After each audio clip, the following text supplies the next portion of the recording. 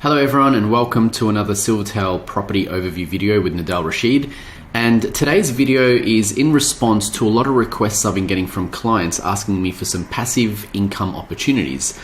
And the reason I've had a lot of inquiry about passive income opportunities, especially post-COVID and after the period that we went through, people started to realize the importance of having multiple streams of income. Because as you know, the average millionaire has 6 to 7 streams of income as a minimum, whereas the average Australian family has only 1 or 2 streams of income, which is mainly from paid employments. And if that employment was to get jeopardized and you were to lose that employment, then there's nothing else that you can rely on. And now more than ever, it's actually become really, really important to start setting up those different sources of income. So in today's video, I want to show you some passive income opportunities, in particular one which is around the co-living space where we're able to get one property and rent it out individually in individual rooms, which obviously gives us a much better yield and a much better net figure to bank after all expenses. So today, I'm going to show you one opportunity. This is just an example. Obviously, we've got lots of opportunities we can go through and different property types that we can use as an example. But today's example, I'm going to use a project that we're doing in Deception Bay, which is in the Moreton Bay Council in southeast Queensland. So just to give you a bit of an idea, Moreton Bay or Deception Bay is approximately halfway between Brisbane and the Sunshine Coast, probably closer to Brisbane. It's about 45 to 50 minutes from the CBD. You're talking 26 minutes to the airport. The particular estate that we're working with is about 10 minutes from a Westfield shopping centre, 1 minute to the M1 highway. And it's close to the water as well. So it ticks a lot of boxes fundamentally for us. Obviously, this is in a blue chip area, which is within a 5 to 10K radius of the CBD. However, this strategy is not one where we're chasing capital growth. We're actually looking for a passive cash flow. So in this example, this particular estate here, as I mentioned, it's not far from the water. It's within close proximity to shops, schools, transport, hospitals, and all the major amenities that one would need. So as long as it serves our end client, which is our tenants, and we can get a good yield out of it, that's the purpose of this investment. So I will run through some numbers, but firstly, just want to show you the type of property that we're working with. So the co-living homes that we're currently marketing and using as a passive income strategy or a vehicle look at something like this. So in this example, we've got a 3-bedroom home which is designed to house 3 separate tenants. Now, you got to understand something. When someone is going to rent a shared room or a shared accommodation somewhere, in most cases, they're generally renting from the person who owns the house. So the tenant ends up feeling like a second-class citizen in that property, where they don't have equal rights to things like, the pantry and the fridge and the aircon and the lounge and all that kind of stuff in the garage. So these have been designed a little bit differently with the end tenant in mind. So what I mean by that is the tenants are going to have their own individual toilet and bathroom. They'll have their own individual aircon, a split system air conditioner in their own room. They'll have their own lockable pantry. They'll have the option of either having a car space or a second living area in their lease. So all of those things entice tenants to want to stay in that property for a longer period of time. And what the research has shown is that these tenants will stick around for a lot longer if they're in a property where they're on an equal playing field with everyone else. They've got the amenities they need and it's affordable. And that's exactly what we're doing with these type of properties here. So this particular house and land package, just to give you an idea, it's on a 338 square meter block of land that's got a 12.5 meter frontage. Land price is $257. The build is 190 square meters approximately, and that comes in at $286. So we're getting a total package price of $543. Now, the way the house is designed, as I mentioned, those 3 bedrooms have their bathrooms each. So bedroom 1, coming in at the start, has a lockable door. It's got a built-in robe. It's got their own individual split system aircon, and it's got their own ensuite. So this becomes zone number 1. Bedroom number 2 also has a lockable door, has its own ensuite, its own split system aircon. That is zone number 2. And bedroom number 3 also has an ensuite. The only difference with theirs is that they've got a 2-way bathroom. Because of council requirements and what you need to get this passed through council, we need to have an access from the corridor. However, this is a lockable door as well, which then becomes a dedicated bathroom to bedroom 3. So you end up with the 3 bedrooms and their own en-suites. They each have their own split system aircon, and these can be tenanted individually, no problem. Now, you'll notice that there's a double garage and another media room. The way these are done is that 2 of the residents, let's suppose bedroom 1 and bedroom 2 residents want the garage with it, they would have the car space for within their lease. And the 3rd tenant would generally have the media room, and that could serve as either a home office or another living area, or just extra room for them for their luggage, I guess, and their belongings. Now, what that does though is by having that as a second living area also eases the pressure of the main living area. So if one person is sitting in here watching TV and doing their work, that means there's only 2 people that are using the common living space. Now, as you can see, the common living space is the kitchen, dining and lounge, and that's an open plan altogether. And you'll notice that the kitchen has a walk-in pantry behind it, and it's also got 3 lockable pantries. So these are 3 individual pantries which are lockable for the tenants in this house. So what you end up with is 3 tenancies which have their own bathroom, their own living space. They've either got another living space or their own car space. They also have an alfresco under the main roof, and this will comfortably house 3 people without any problems. Now, you might be thinking, why don't we rent out the media room as a 4th bedroom? It's because once you go 4 bedroom, it puts you in a different category, and then there's a lot more rules that you have to pass in order to be able to rent this out as shared accommodation legally. So we find that the sweet spot is having 3 bedrooms, 3 tenancies. It's less pressure on the house, less pressure on the tenants as well, and it still makes sense. The numbers still stack up. So speaking of the numbers, I will jump into our property calculator. Now, this particular package, as I mentioned, is $543,870. Again, it's just as an example. We have some that are starting at $499 and they go all the way up. So depending on how much you want to spend and which area we go for. But generally that's going to cover us for most of the properties. The due diligence costs that we factor in is mainly for the building inspection. Now, although this is a brand new property, we still allow a little bit of a budget for inspections, just because we want to make sure the house doesn't have any defects from the builders. We got a 3-month maintenance warranty, so we want to pick up on as many defects as possible so we can get them rectified and have a house that's free of defects.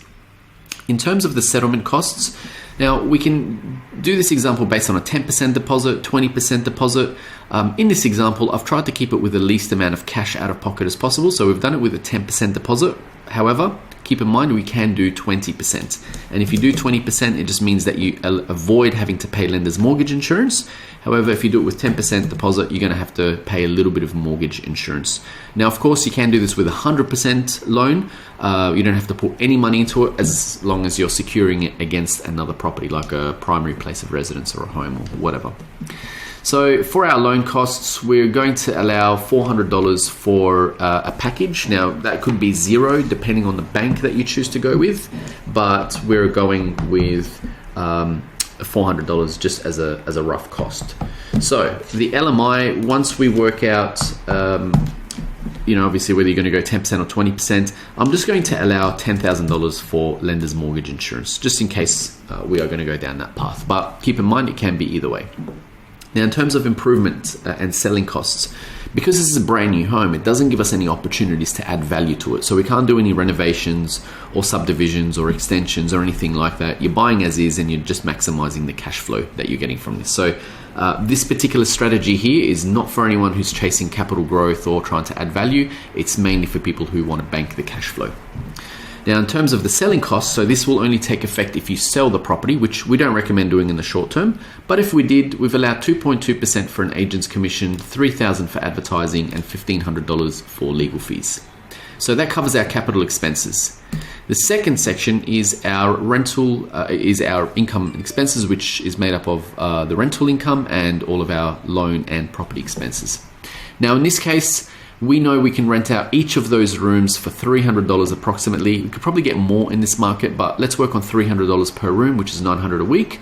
And we're assuming 2 weeks vacancy across each year, basically. So we're allowing $45,000 a year in income to come in. Now, when we look at our property expenses, because this is just one property, we're looking at rates of approximately $2,500 a year. So I've allowed $600 a quarter. You might be thinking that's a little bit high. In Queensland, they also absorb the water rates in there as well. So it's an approximate figure, but it's better to be on the high side. Land tax is obviously going to be applicable to certain individuals, assuming that you own lots and lots of properties. That's when that becomes a problem. But if you're just starting out, it's probably not going to be an issue. And if you don't live in Queensland and you are investing interstate, it's, again, not a big issue. For your building and landlord insurance, we always recommend having a cover for both, because you don't only want to cover the building, but you also want to cover any rent default or any loss caused by the tenants. Now, in this case, it's a Torrens title property, so there's no body corporate. Your repairs and maintenance are going to be slim to none, especially in the first few years, because it is a brand new property. There's no cleaning contracts or service contracts or garden and lawn maintenance. There will be 1 week's letting fee, so 1.1 week gets charged to you every time the lease is renewed. So I've just taken the total rent and gone at 1.1, and your property management fees are also going to be done at 8%. Actually, let's allow the GST in there, so that's 8.8%. And that is the rate that you'll be paying even with shared accommodation. So this is a deal that we've organised with the developers and the property managers on the ground. Now, in terms of the interest and the loan structure, so we have done this example with interest only, just to show you the raw figures. We are doing this as a 30-year loan term with a loan amount of 90%. Now, the interest rates at the moment, as you know, are anywhere between 2 to 3%. So I've just taken the higher end of 3% and worked off that. The third section is our tax and market factors. Now, this factors in the depreciation on the property every year, which, using a diminishing scale depreciation schedule, means that you're going to get the bulk of the depreciation in the first few years, and then it bottoms out at that 2.5% over a 40-year period. So the other factors that we have is our taxable income and our market factors. Now, in this example, we have our CPI at 3%, and we've got our capital growth, which this is forecasted and it's speculative at 5%. So all we've done is just used CPI plus 2%, which is pretty conservative in this market that we're in at the moment. Now, the last section is the taxable income. Now, our clients will range anywhere from 80 to 6 figures plus, and that can vary from person to person. So, with 85,000 being the average, we're going to use that for this example. So, when we look at the 10-year forecast, we're talking about a property that we purchased for $543,000 with a 5% growth over a 10-year period. That assumes that this property is going to be worth $885,000. So we're looking at banking $340,000 in capital growth over a 10-year period. So if you average that out, that's $34,000 per year. Now, the second section down is our loan and equity. Now, as you'll notice, the loan amount here stays the same because we've done this as an interest-only loan. However, as the value of the property increases, the LVR, which is the loan to value ratio, decreases, which then means we're able to tap into that equity at a later point. So for example, if we look at 2025, the property is worth $661, the debt on it's still $489, which means you have $171,000 worth of equity. The bank will still want to keep their 10%, which allows you to draw out a further $105,000. Now, even if you wanted to refinance and get the bank to keep it to keep their 20% security, you'll still be able to pull out approximately $40,000. So it depends on how you structure it, obviously, and how you set it up. Now, when we look at the rental income, as you saw, working on $900 per week and 2 weeks vacancy, that gives us about approximately $45,000 a year in rent, which translates to an 8.3% gross yield. When you take out your costs, it gives you a 6.7% net yield. Now, when we look at the interest costs at 3%, we're talking about $14,684 in interest, and we've got $8,350 in property expenses. So all in all, we've got $23,000 going out, and we've got $45,000 coming in. So that means before tax, we're actually making $21,966 a year, or $422 per week. Now that's massive, right? Now, if this was a normal property, let's say established, and you didn't go down this path, you'd have to pay tax on this whole amount. So 37% of this will get paid in tax, which would probably translate to about 6 to 7 grand roughly. However, because this is a brand new property, we've got the depreciation that we can claim. So we're not having to pay tax on that full 21. We claim the depreciation, plus we've also claimed a portion of the lender's mortgage insurance, because we can claim that over a 5-year period. So that means we've got $5,886 in profit to show, as opposed to $21,966 as profit. So what that means is we only pay $2,177 in tax. So that if you take out the $2,100 out of the $21,000, that means we've still got $19,789 in positive cash flow, which works out to $381 per week. So let's get this straight. We've got $19,000, let's call it $20,000 a year in positive cash flow that's coming in, whilst the property is also increasing in capital growth by about 30 grand a year. So it's roughly making you about 50K per year. When you add those two together, it's nearly a 10% return that you're getting on the total package price. So, yes, we've got this as an interest only, which means we're not paying down the loan. We can, do an example where we're doing principal and interest and having that paid out as well. Yes, it depends on your situation and your tax position as well, which again, if you want something that's a bit more specific to you, reach out to us and we'll be more than happy to do something. But the bottom line is, not only are we getting the cash flow, the capital growth, we're actually getting that 20 grand a year in cash flow. So think about how many more hours you'd need to work to make an extra 20 grand a year. This can do it just with one property. And the more of these properties that you have, the better cash flow position that you're going to have down the track as well. Because over time, obviously the value goes up, rent goes up, which means you get to make more money. So if the idea of doing one of these passive cash flow properties makes sense to you and you like the idea and you want to pursue it, I'm going to leave a link at the end of this video where you can actually book in a time to have a chat with one of us. You can have a chat with me direct, and I can go through these numbers in a little bit more detail and give you a bit more clarity around it. However, just keep in mind that we get hundreds of inquiries per week from people asking us about investing in property and wanting to talk about property and wanting to find out information about property. So what we say is that all the information we'll make available to you guys. However, if you want to book in a time where you will need to fill in a form, right? It's a way that we help qualify you to make sure that we can best assist you and help you out. Now, once you fill in the form and we book in a call, that session, the free strategy session, is going to be at no charge. However, if you choose to work with us past that point, there will be an investment from your side. All right, and please be mindful that, look, whilst we can, do all of this, we can't service every single person for free. So there will be an investment, and there will be, some form of commitment from your end if you want to pursue this further. So make sure you fill in your details, book in a time to have a chat. If you have any questions, please feel free to reach out. We're always happy to help and we'd love to assist. And until the next video, I'll see you next time, and all the best and take care.